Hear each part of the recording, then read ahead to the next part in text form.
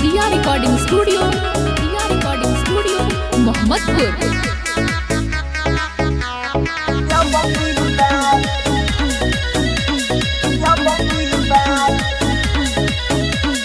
देखे खातिर जालो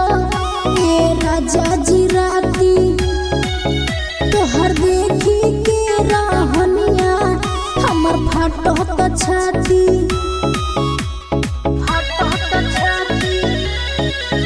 नच देखे खातिर जालो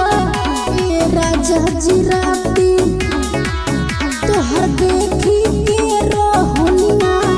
हमर फाटत छाती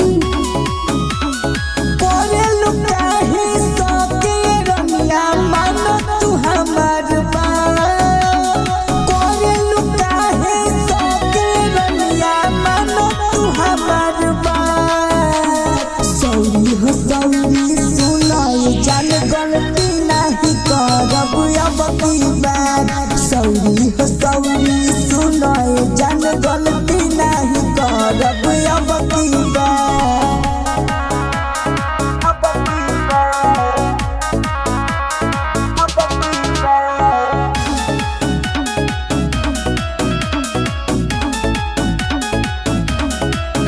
चुप चोरी पिया जाला हमारा से नाला जाला का कोनी बाए पिया की घोरे नहीं खाला चुप चोरी पिया जाला हमारा से नाला जाला का कोनी बाए राजा की घोरे नहीं खाला खाके तो हतन कसम ये रनिया छोड़ब न कबहू खाके तो हतन कसम ये रनिया छोड़ब न कबहू